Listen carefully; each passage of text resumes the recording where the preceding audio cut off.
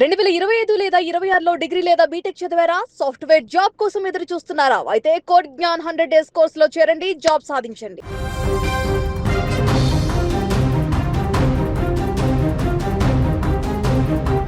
Iran America యుద్ధం నేపథ్యంలో పాకిస్తాన్ వేదికగా మధ్యవర్తిత్వం కొనసాగిస్తున్నటువంటి పాక్కి ఊహించని షాక్ తగిలింది. ఇప్పటి వరకు పాకిస్తాన్ మీ మీద ఉద్ధరిస్తున్నాం, మధ్యవర్తిత్వం వహిస్తున్నాం, ప్రపంచంలో మేమే పెద్ద అదే అని చెప్పేసి మాట్లాడుకున్నటువంటి పాకిస్తాన్కి ఊహించని షాక్ ఇచ్చింది ఇరాన్.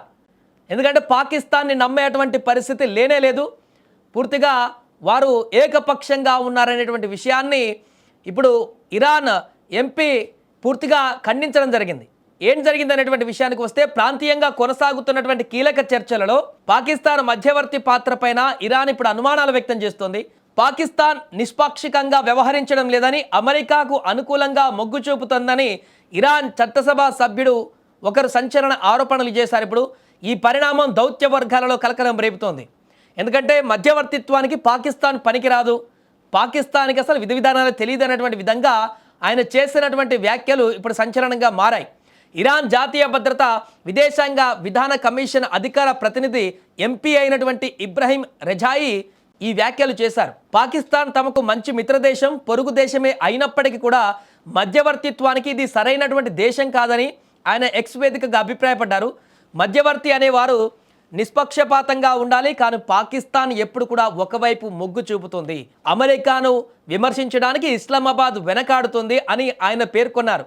లెబనాన్ స్తంభింపజేసినటువంటి ఆస్తుల వంటి విషయాలలో అమెరికా తన హామీలను నెరవేర్చలేదని ఎత్తి చూపడంలో పాక్ విఫలమైందంటూ కూడా రెజాయి ఆరోపించారు.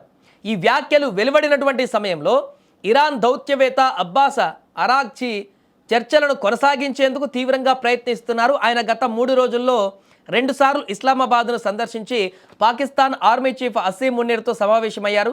అంతకుముందు ఇరాన్ విదేశాంగ మంత్రి కూడా పాక్ ప్రధాని షెహబాజ్ షరీఫ్తో భేటీ అయ్యారు. ప్రస్తుత చర్చలు కేవలం అణు ఒప్పందానికే పరిమితం కాలేదని ఇరాన్ మీడియా వర్గాలు వెల్లడిస్తున్నాయి. హార్ముజ్ జలసంధికి కొత్త చట్టపరమైనటువంటి ఫ్రేమ్ వర్క్, నష్టపరిహారం డిమాండ్లు, సైనిక చర్యలకు వ్యతిరేకంగా హామీలు, అమెరికా సముద్ర ఆంక్షల ఎత్తివేత వంటి అంశాలు కూడా చర్చల్లో ఉన్నట్లు తెలుస్తోంది.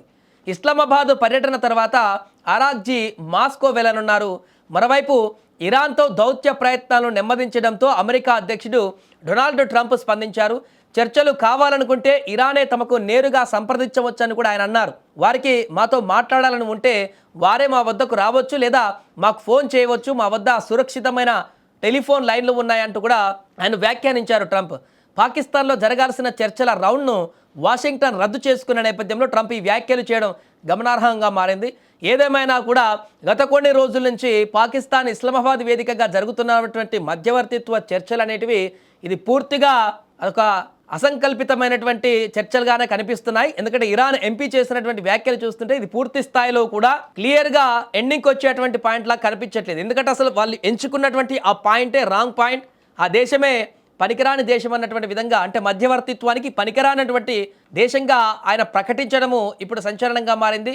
మరి దీని పట్ల మధ్యవర్తిత్వంగా ఉన్నటువంటి దేశాన్ని ఇప్పుడు పూర్తిగా ఇంకా అక్కడికి వెళ్లకుండా వేరే ఆల్టర్నేట్ చూస్తారు. ఎందుకంటే ట్రంప్ కూడా నేరుగా మాతోనే మాట్లాడవచ్చు అంటూ కూడా స్టేట్మెంట్ ఇచ్చాడు. కాబట్టి ఇరాన్ ఇక పాకిస్తాన్తో కాకుండా నేరుగా అమెరికాతో చర్చలు జరిపేటువంటి అవకాశం ఉంటుందా, లేదా ఇంకేదైనా దేశం ఇనిషియేట్ తీసుకొని, సౌదీ లాంటి దేశాలు ఏమైనా ఇనిషియేట్ తీసుకొని అక్కడ మధ్యవర్తిత్వ చర్చలు కొనసాగించేటువంటి అవకాశం ఉందా అనేది వేచి చూడాలి.